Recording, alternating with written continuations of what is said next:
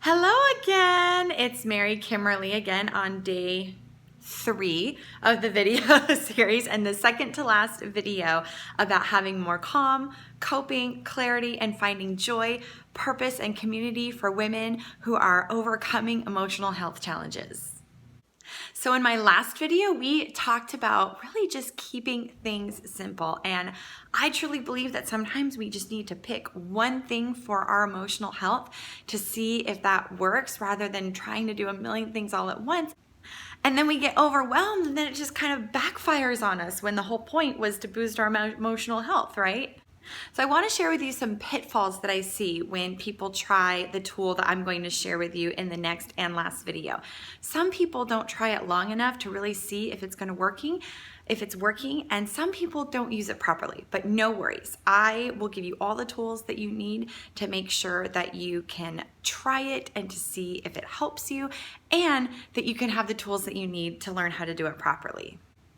So emotional health these days gets really complicated, and there are so many reasons and so many theories about more, toxins in the air and toxins in our food and all of that. And I would say that one of the reasons is I think that we're more connected than ever, but we're more isolated than ever too, right? And community is so important.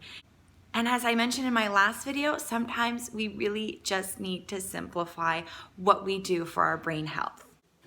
I want to share with you a story about a war veteran named Nick who tried the tool that I'm going to share with you in the next video. He's a veteran. He had been in war and was suffering from a lot of post-traumatic stress. And when he tried the tool that I'm going to share with you in tomorrow's video, he felt much calmer and felt like he could cope with stress, which is pretty incredible when we think about what he'd been through.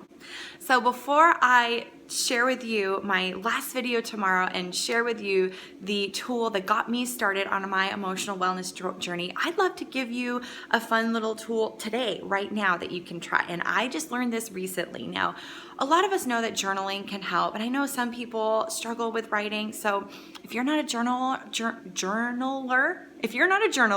like seriously, that's okay.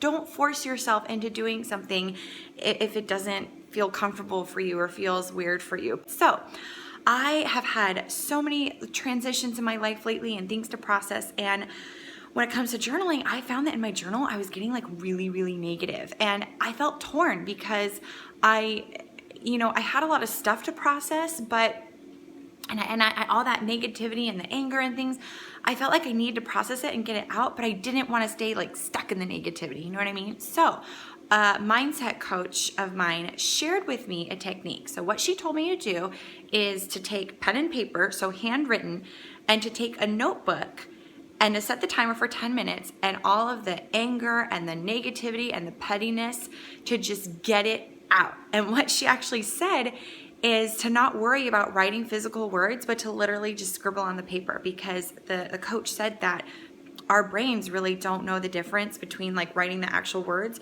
versus just thinking it and scribbling it on the paper. So 10 minutes doesn't sound like a lot, but when you're being really negative and like drudging all of it up, it actually is kind of a long time. So then what she told me to do is, once the 10 minutes is up, stop the timer, stop writing, and then take the paper and throw it up and just throw it in the trash. She told me to do this on the odd days, and then on the even days, if I want to type out in my journal, which I do like doing because I type really fast, she told me that I could do that, but to focus on what it is that I want out of life. And that can be saved to my computer and saved to the iCloud of the world.